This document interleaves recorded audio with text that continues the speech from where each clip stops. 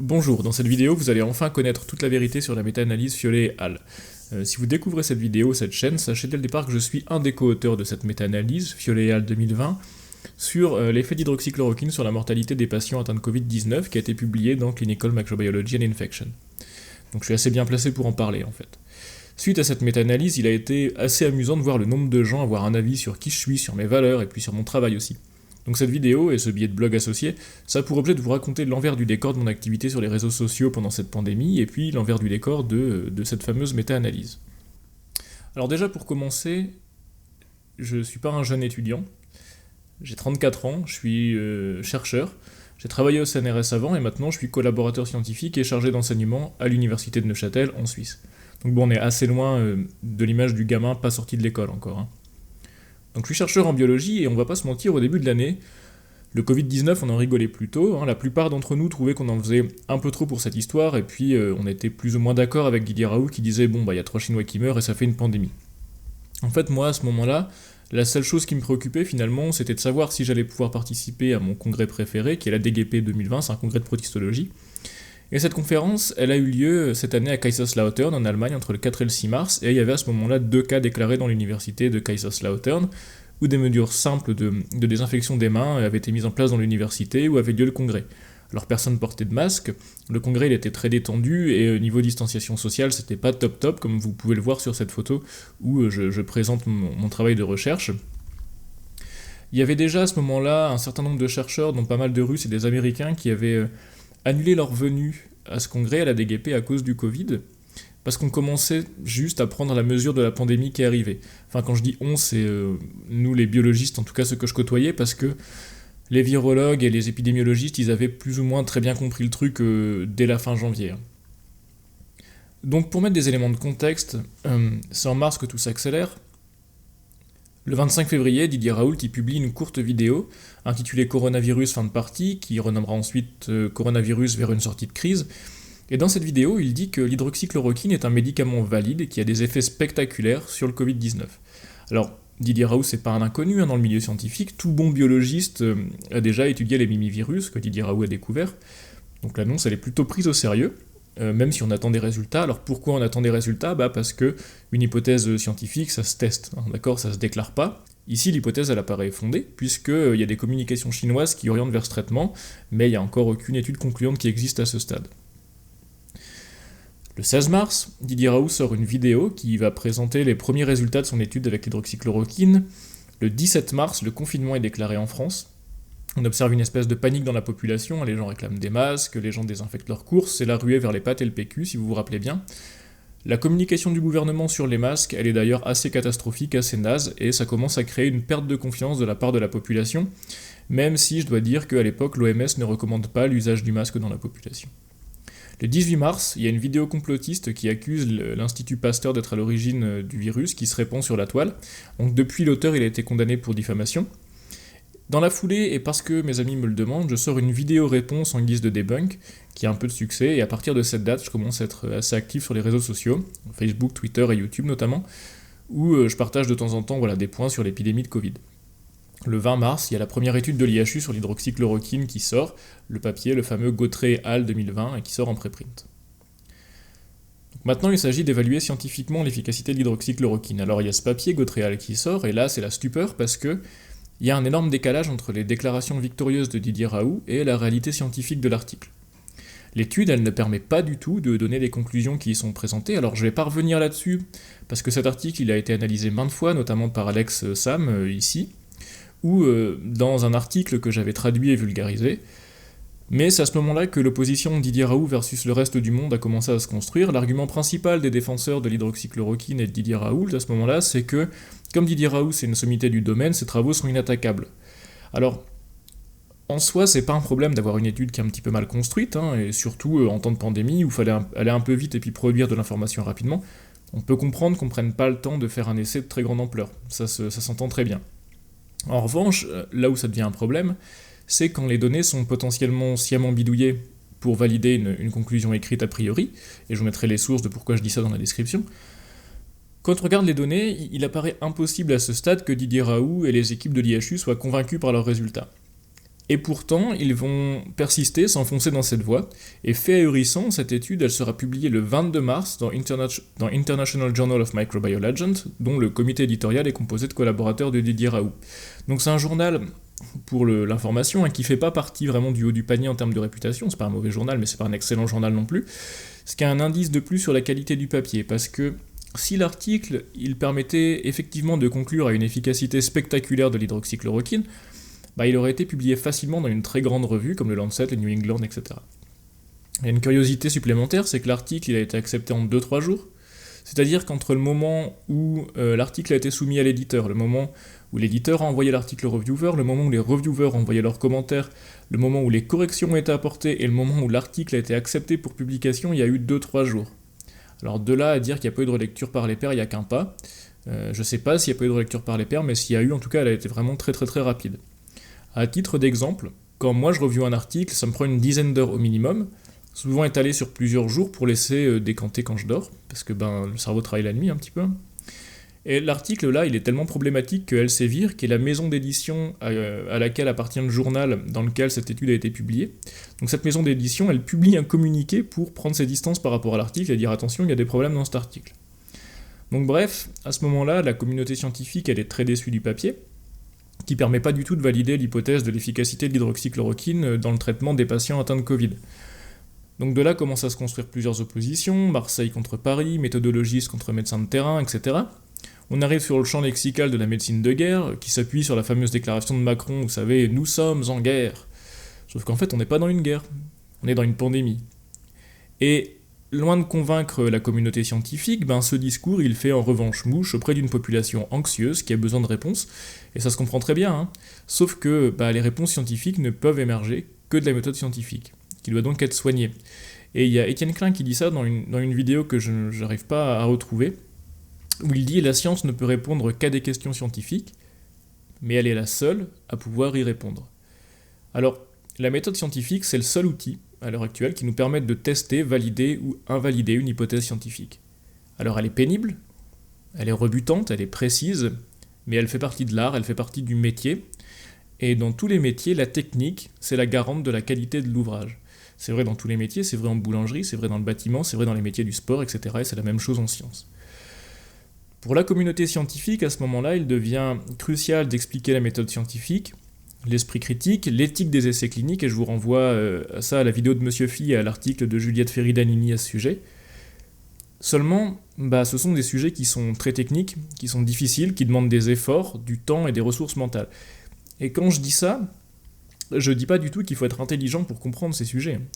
Ce que je veux dire, c'est que quand on est inquiet par le confinement, qu'on risque de perdre son boulot, qu'on doit gérer les gosses qui sont à la maison et qu'on nous dit qu'on a trouvé un médicament miracle, on n'a pas forcément envie de se taper 3 articles sur les principes d'équipoise, 2 vidéos sur les statistiques, etc. Et ça, c'est normal.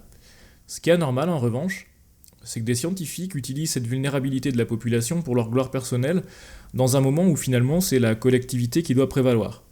Quand on demande à sa population une abnégation incroyable pour soutenir une première vague fulgurante, alors qu'est-ce qu'on doit penser de ceux qui surfent sur cette vague pour se faire mousser, vendre des livres, ou plus récemment sortir des films ? Tout cet épisode me fait m'interroger sur la place du chercheur dans la société, et puis c'est à ce moment-là de la vidéo qu'on arrive aussi sur la genèse de la méta-analyse. Donc moi, entre-temps, dans cette période, je réfléchis pas mal à mon rôle en tant que scientifique à jouer dans cette pandémie. De mon côté, l'université elle est fermée pour les étudiants, je travaille à la maison, je suis atteint d'une toux depuis plusieurs semaines qui s'avéra en fait être de l'asthme allergique, dû au pollen, mais à l'époque je pouvais pas tellement savoir parce qu'il n'y avait pas trop de tests, donc je devais juste rester chez moi. En fait, sous les arbres, il y avait le pollen. Donc de toute façon, moi je suis contraint de rester chez moi. Mi-mars, j'écris une petite note sur LinkedIn pour expliquer comment nous, scientifiques, avons échoué à prendre la mesure de cette pandémie alors même que nos collègues épidémiologistes nous avertissaient depuis plusieurs semaines. Mon travail de vulgarisation sur YouTube, en réalité il a commencé le 3 février, où je postais une vidéo sur les séries temporelles et le changement climatique. Le 27 février, je propose une vidéo sur la vaccination pour expliquer l'immunité de groupe dans le Covid-19 notamment. Et puis je partage cette vidéo sur un groupe Facebook qui s'appelle Vaccin France Information et Discussion, qui vise à fournir de l'information scientifique sur les vaccins. Donc je sympathise à ce moment-là avec les modérateurs de ce groupe, et puis je vais faire la connaissance petit à petit de plein de gens. Le 15 mars, je sors une vidéo qui explique les effets du confinement sur la propagation du virus, Le 18 mars, je sors cette fameuse réponse à la vidéo du pseudo Gilet jaune qui croyait que le SARS-CoV-2 avait été créé par l'Institut Pasteur. Pourquoi ? Parce qu'il avait trouvé un brevet qu'il savait pas lire. Bon, cette vidéo, elle a été pas mal vue, environ 60 000 fois. Et j'ai été contacté à ce moment-là par France 2, qui faisait un sujet sur la vidéo du pseudo Gilet jaune et qui avait rien compris, quoi. Donc c'est à ce moment-là que je me rends compte que mon travail, il compte, et puis il peut être utile finalement. Le 21 mars, je sors donc ma première vidéo faisant un point sur l'épidémie, et pour faire ces dernières vidéos, je demande beaucoup de relecture aux modérateurs du groupe Facebook sur la vaccination, parce que c'est des gens qui ont beaucoup plus d'expérience que moi, et j'ai besoin de leur retour, quoi. Donc dans ce groupe, je commence à avoir gentiment une petite réputation de mec qui aime bien les stats, et c'est une réputation qui n'est pas vraiment volée. Donc, quand l'étude Gautret sort, c'est-à-dire la première étude de l'IHU, on la passe en revue ensemble, et c'est catastrophique, comme j'ai expliqué précédemment. Le 11 avril, il y a un nouvel article de l'IHU qui sort, cette fois dans Travel Medicine and Infectious Disease, qui est aussi un journal, donc plusieurs membres du comité éditorial sont des proches collaborateurs de Didier Raoult. Là encore, l'article est accepté en une journée, et nouvelle consternation, l'étude ne présente pas de groupe contrôle, donc c'est juste impossible de savoir si les patients traités guérissent mieux ou moins bien que ceux à qui on donne rien. Bon, c'est encore une étude qui permet pas de savoir si l'hydroxychloroquine permet de traiter les malades du Covid. Le 5 mai, rebelote, article de millions sur plus de 1000 patients, sans groupe contrôle encore. Et à chaque fois qu'il y a un article, je passe un peu de temps à les expliquer sur les réseaux sociaux. De son côté, il y a Thibaut Fiollet qui tient la page Facebook et le blog Quoi dans mon assiette, qui publie des analyses qui sont très bien faites des articles sur son blog et sa page Facebook. On est mis en relation par une connaissance commune, et la première fois qu'il me contacte, c'est pour me dire qu'il trouve mes analyses pourries. Il avait plus ou moins raison d'ailleurs à ce moment, et c'est pas pour ça qu'on n'a pas été capable de collaborer par la suite, puisque la critique est constructive en science. Donc le courant passe très bien, et puis très tôt, Thibaut manifeste son envie de publier des trucs. Et en fait, Thibaut, dans notre groupe, on l'a appelé Thibaut in Science, tellement il produit de science, tellement il est percutant, quoi. Thibaut, il passe tellement au crible les papiers sur l'hydroxychloroquine qu'il va se mettre à publier, à mettre à jour régulièrement sur son blog un tableau synthétisant les différentes études relatives à l'hydroxychloroquine. Parce que, il faut se rappeler qu'à cette période, c'est un flou complet pour s'y retrouver. Déjà, dans la communauté scientifique, pour ceux qui ont pris le temps de se tenir informés de toutes les études, c'est compliqué. Alors pour la population et les journalistes, c'est un flou complet. Le 22 mai, Thibaut, il propose des ébauches de méta-analyses sur Twitter, avec comme outcome la négativation de la PCR à 28 jours, donc pas la mortalité. Et le 22 mai, tristement, c'est aussi le jour où sort l'article frauduleux du Lancet. Donc bon, c'est vraiment pas le meilleur jour de l'année, quoi. On est nombreux à ce moment-là, à être tombés dans le panneau dès le début, en tout cas les premiers jours, parce que méthodologiquement, le papier, il était relativement propre, il tenait la route. Mais les données étaient bidonnées. Et ça, en tant que scientifique, c'est compliqué, parce que c'est quelque chose qui paraît inenvisageable.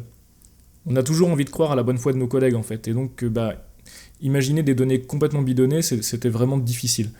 Donc on a été quand même nombreux à avoir des doutes assez vite en regardant les données de plus près, chacun dans son pays.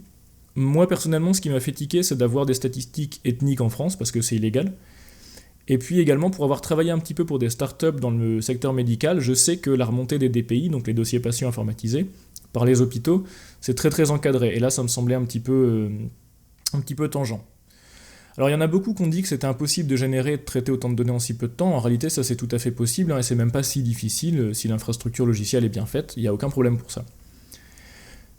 Pour les défenseurs de l'hydroxychloroquine, à ce moment-là, ce papier c'est une tentative de discrédit de la molécule pour pouvoir vendre le remdesivir. Moi, mon avis personnel, c'est que le PDG de Surgisphère, à ce moment-là, il a tenté de jouer un coup. Pourquoi ? Pour faire de la pub à sa boîte, il veut juste gagner de l'argent. Et en faisant ça, il a floué complètement ses co-auteurs.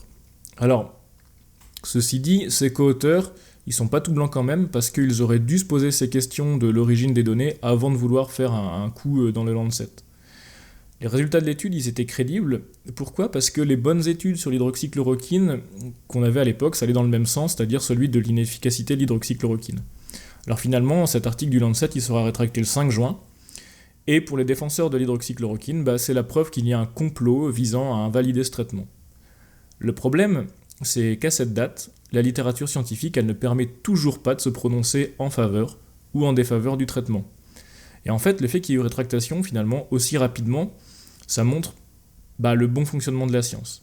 La rétraction d'articles, ça arrive régulièrement dans tous les journaux, même les meilleurs, il y a eu plusieurs cas. Mais souvent, c'est un processus qui prend plusieurs mois.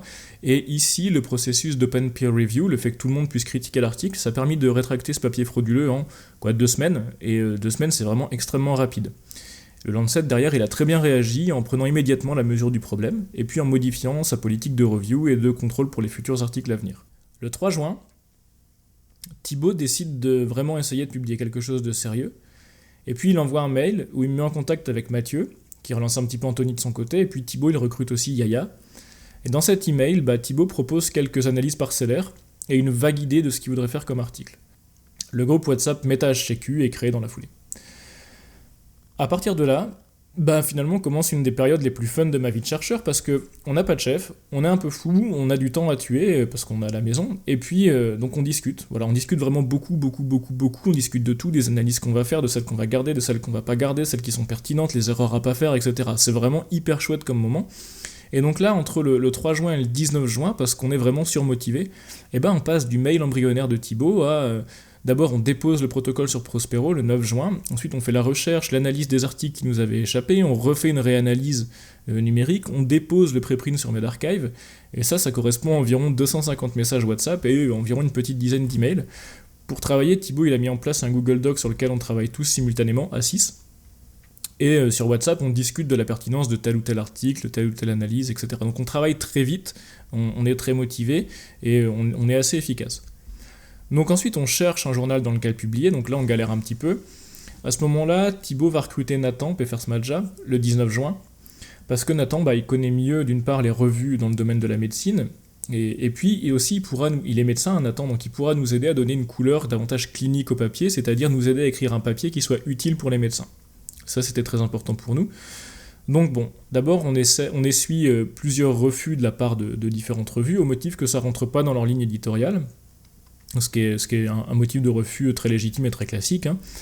Et donc, effectivement, comme c'est un champ de recherche avec lequel on n'est pas familier, c'est pas facile de sentir ce que cherchent les différentes revues. Le 1er juillet, on commence à penser à CMI, donc Clinical Microbiology and Infection, et on se dit qu'on va changer un petit peu de stratégie en contactant au préalable l'éditeur pour savoir s'il était intéressé. Alors c'est quelque chose qui n'est pas du tout rare dans la recherche, ça évite en fait d'attendre plusieurs jours que le comité éditorial lise l'article et se prononce. Donc là, dans l'idée, on va demander à l'éditeur s'il est intéressé par une méta-analyse, et puis s'il est intéressé, on lui soumettra l'article par la voie classique, et notre article, il suivra le circuit de peer review traditionnel. Alors pour information, l'éditeur en chef de CMI, le professeur Lebovitsi, c'est un expert en épidémiologie, et il s'avère qu'il est intéressé par une méta-analyse sur le principe, ça ne veut pas dire qu'il va l'accepter, mais il est intéressé sur le principe, et donc on commence la voie de soumission de l'article par les voies traditionnelles. Donc on soumet assez vite, mais c'est seulement le 26 juillet qu'on reçoit les rapports des reviewers. Donc les reviewers, c'est les évaluateurs externes. Et dans le temps de la recherche, en fait, c'est très court, mais pour nous, ça a été très long parce qu'il y a eu environ 4 semaines qui se sont passées. Et entre-temps, il y a beaucoup de choses qui sont sorties. Il y a les papiers de l'emballerie qui sont publiés dans Nature. Il y a l'apparition du fameux site C19 Study. Et puis, dans les commentaires des reviewers, finalement, on a pas mal de révisions à faire, on a pas mal de corrections. Déjà, il faut qu'on remette à jour toutes les données, parce qu'il y a eu beaucoup d'articles qui sont sortis en 4 semaines. Donc il y a aussi toute une autre foule de trucs à corriger, mais ça serait vraiment trop long de les détailler. Par exemple, l'analyse bayésienne qu'on a rajoutée dans le papier. Donc on fait toutes ces modifications, on resoumet l'article le 1er août, soit moins d'une semaine après avoir reçu les commentaires des reviewers, donc là aussi on a quand même vraiment travaillé fort. Sur le groupe WhatsApp, en une semaine, ça représente environ 400 messages, de la sueur, du sang, des larmes, enfin tout, quoi. On s'est vraiment donné. Alors ouais, on n'a pas vraiment pleuré et tout, mais on a quand même fait vraiment beaucoup de boulot, et c'est un boulot que je rappelle, on a abattu en dehors des heures de travail, c'est-à-dire qu'on bosse la journée, et le soir, on travaille sur ce papier. Et finalement, le papier, il est accepté le 10 août, avec une mini-révision, et là, on est content, mais on sent bien que ça va être un vrai rodéo, et qu'on va en prendre plein la tronche dans la suite. Donc le professeur Lebovitsi, qui est l'éditeur de CMI, il nous dit à ce moment-là qu'il veut organiser une press release, c'est-à-dire qu'il veut communiquer sur les résultats de la méta-analyse dans la presse à sa sortie. Donc c'est quelque chose qui se fait assez souvent aussi dans la recherche, quand il y a un article qui est jugé avoir une importance significative. Il est plutôt satisfait de la qualité méthodologique de l'étude, et puis la date de publication est fixée au 26 août, donc 2 semaines après. De notre côté, nous, on contacte nos services de presse respectifs, et de mon côté, à l'université de Neuchâtel, on a choisi de communiquer pas tant sur les résultats de la méta-analyse que sur le côté science citoyenne. Parce que, quand même, l'histoire, elle est super saugrenue, c'est-à-dire que comment des types qui se sont rencontrés sur Twitter et Facebook, ils arrivent à pondre une méta-analyse dans une très bonne revue, sur leur temps libre, pendant une pandémie, avec pas de fonds alloués, pas de directeur de recherche, etc.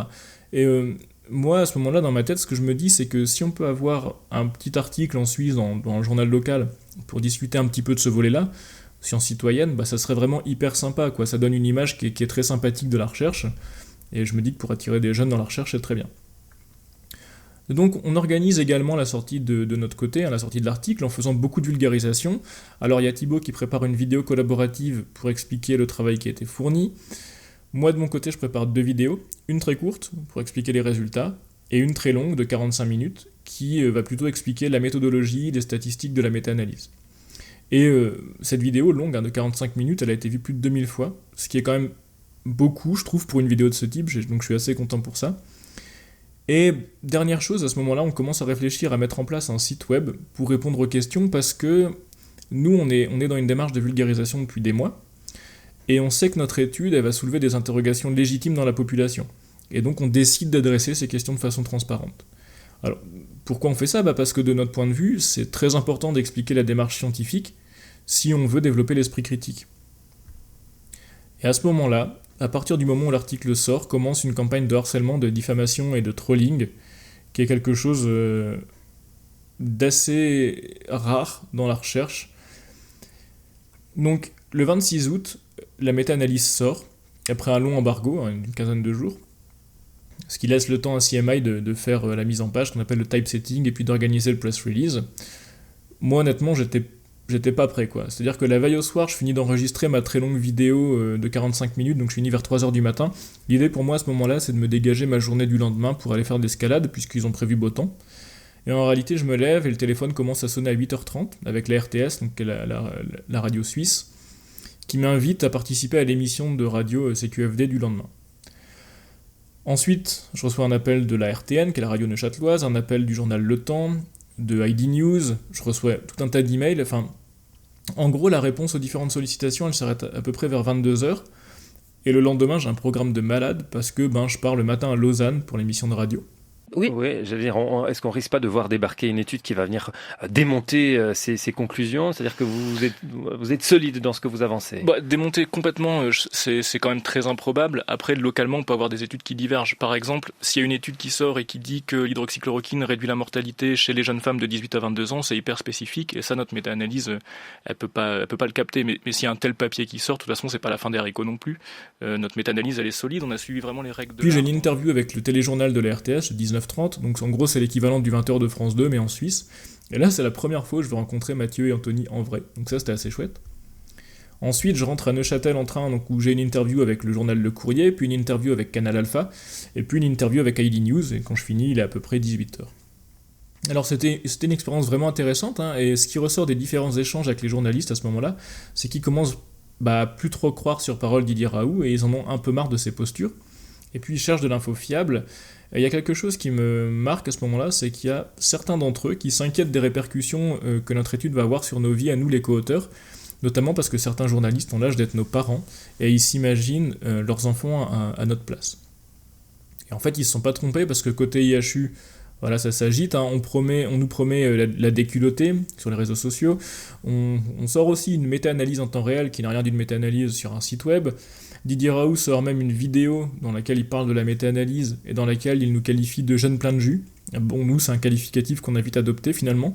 Là, vous avez cette étude récente qui a été faite par des jeunes là, qui sont pleins de jus, c'est intéressant à voir, donc ils veulent toujours démontrer, c'est les jeunes, ils veulent démontrer le contraire, moi j'étais comme ça aussi, donc ils veulent démontrer le contraire de ce que disent les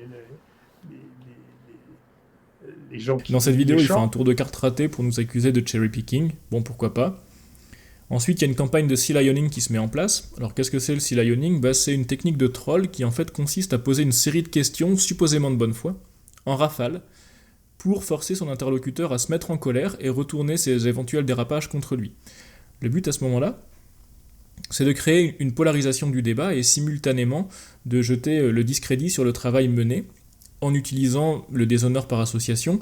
Pourquoi ? Parce que si les auteurs ils sont pas irréprochables dans la vie, c'est-à-dire que si on s'emporte, alors comment est-ce que notre travail pourrait être irréprochable ? Le but de la sphère Raoult à ce moment, c'est de faire que notre étude elle soit rétractée d'une part, et que nous soyons, nous, en tant qu'auteurs, discrédités. On reçoit 3 lettres à l'éditeur, de la part de la sphère pro-hydroxychloroquine, qui commence à se réduire comme peau de chagrin d'ailleurs, avec plus ou moins les mêmes commentaires que ceux auxquels nous avons déjà répondu sur PubPeer. 2 de ces lettres ont un auteur commun, ce qui est vraiment très très rare dans le milieu scientifique pour ce type de cas. Sur Twitter, c'est un festival avec la clique habituelle, dont je mentionnerai pas les noms d'ailleurs pour pas leur faire de pub, mais quand, pour critiquer un article, et je rappelle au passage que la critique d'article c'est quelque chose de tout à fait louable et sain dans le débat scientifique, mais quand, pour critiquer un article, on arrive à qualifier Thibaut de Bots People Student et Yaya de minorité visible, alors que c'est tous les deux des gens qui ont des compétences indéniables en épidémiologie et en méta-analyse, c'est risible. C'est vraiment à ce moment-là significatif du délire et de la méchanceté ambiant. Et c'est un délire et une méchanceté qui sont tellement présents chez les aficionados du traitement qui marchent pas, qu'on a reçu des menaces de mort, en assez grand nombre d'ailleurs. Et puis voilà, ça commence à user d'expressions complètement idiotes, genre le Fiolet Gate, le Puceau Gate, etc. Puis ça invente une passion amoureuse entre Nathan et son chef, mais on marche sur la tête, quoi, c'est vraiment lamentable. Parce qu'à ce moment-là, on n'est pas dans du débat d'opinion, en fait. On cherche à construire un consensus scientifique, donc on apporte notre pierre à l'édifice, notre contribution. Et pour un traitement, le consensus, c'est globalement, soit le traitement il marche, soit il marche pas, quoi, c'est tout. Et puis peu importe qui écrit l'étude. Mais non, pour l'IHU, c'est de l'opposition, et Didier Raoult, il va même jusqu'à sortir un livre qui s'appelle « La science est un sport de combat ». Alors, personnellement, dans la recherche, moi, j'ai pas d'adversaire, hein. J'ai que des partenaires avec qui j'échange beaucoup pour améliorer mon raisonnement et puis améliorer mes connaissances, etc. Mais considérer que la science nécessite forcément de s'opposer à des pairs, pour moi c'est une hérésie, quoi. Alors c'est une hérésie qui est peut-être belle à entendre, pour qui n'est pas scientifique, mais c'est quand même une hérésie. Il y a un autre fait étonnant, mais qui est néanmoins cocasse, c'est qu'à ce moment-là, nos détracteurs, ils commencent à nous attaquer sur la méthode, alors que ça fait des mois qu'ils invalident la méthode scientifique en l'opposant à l'expérience de terrain. Donc voilà, faut qu'ils se décident, quoi. Soit la méthode elle est importante, soit elle l'est pas. Et si elle est importante, je les invite à analyser avec autant de fougue les biais des études montrant un effet positif de l'hydroxychloroquine, études dont une bonne partie d'ailleurs sort de l'IHU ou de Zelenko. Et petit tuyau, annexe, les biais dans ces études ils sont tellement évidents que moi j'utilise ces études dans l'enseignement que je dispense pour que mes étudiants y identifient les erreurs et les commettent pas eux-mêmes plus tard. Et petit scoop, ça leur demande pas un effort insurmontable de les trouver, tellement c'est des gros biais. Et d'ailleurs, s'il y a quelque chose qui est assez constant depuis mars, c'est vraiment la capacité fascinante des militants pro-hydroxychloroquine. Oui, parce que à ce stade-là, c'est plus de la science, c'est du militantisme. C'est leur capacité à analyser de façon très détaillée les études concluant au non-effet de l'hydroxychloroquine, tout en ayant simultanément aucun problème avec les études toutes pétées qui montrent que l'hydroxychloroquine fonctionne. Alors que apparemment, ils seraient capables de le faire, hein. Ils crient au scandale avec l'article du Lancet qui a été rétracté, mais le vrai scandale, c'est qu'aucun de leurs papiers à eux n'ait été rétracté, parce que typiquement, le premier Gautréal, il aurait jamais dû être publié, et je doute fort d'ailleurs qu'il aurait été publié dans une revue indépendante de l'IHU. Alors il y a bien Violaine Guérin qui a publié un truc dans une autre revue, qui s'avérait être une revue prédatrice, et c'est ce que Mathieu avait démontré avec son célèbre canular sur les trottinettes, canular qui d'ailleurs lui a valu des tombereaux de merde de la part de ceux qui aimaient à croire que le papier de Guérin était valable. Et dernièrement, coup de grâce avec Hold Up, où nous sommes accusés de fraude scientifique, et d'avoir indirectement provoqué la mort de milliers de personnes. Bon. On a tellement fraudé, si vous voulez, que pour le fun, je vous mets dans la description la liste de 13 méta-analyses qui ont plus ou moins la même conclusion que la nôtre. Alors ouais, bien sûr que notre étude elle est pas parfaite, mais ces conclusions elles sont solides, à cause de la méthodologie, et le fait que d'autres études indépendantes arrivent au même résultat, c'est plutôt bon signe. D'accord, ça veut dire que nos conclusions sont valides. Alors quel bilan au final ? Au final, ça reste une très bonne expérience, qui moi m'a fait mûrir dans mon rôle de chercheur, parce qu'on a fait un travail honnête et on l'a fait bénévolement. Et c'est un exemple que j'ai souvent donné, mais à ce moment-là de la pandémie, il y a tout le monde qui voulait aider un petit peu par rapport à ce qu'il savait faire. Alors il y en a qui ont fait des masques, il y en a qui ont cuisiné pour les soignants, etc. Nous, on a fait une méta-analyse parce qu'on a une éducation scientifique et on sait faire de la science. Et on l'a faite vraiment dans l'intérêt général parce que individuellement, on n'avait rien à y gagner, hein. On n'a pas pour but de faire une carrière en épidémiologie, on n'a rien à vendre, on n'a pas de livre ou de film à vendre, et puis on n'est payé par aucun labo. Bon. Pire, c'est qu'on savait très bien qu'en publiant cette méta-analyse, dans ce climat puant, ça nous exposerait à des tombereaux de merde, et on l'a fait quand même. Et on l'a fait pas par intérêt personnel, mais on l'a fait parce qu'on jugeait que c'était un travail qui était à ce moment-là nécessaire, qu'on avait le temps de le faire et qu'on avait l'envie de le faire. Mais il n'y avait rien qui nous obligeait. Et il y a vraiment des nombreux points positifs que j'avais pas anticipés. Donc déjà, j'ai des nouveaux amis, parce que la bande que j'ai rencontrée là, pour écrire cet article, c'est vraiment des potes maintenant. Et puis ensuite, j'ai étendu mon réseau vers des gens passionnants, vraiment des gens passionnants que j'aurais jamais eu l'opportunité de rencontrer autrement, des gens qui m'ont vraiment appris des trucs.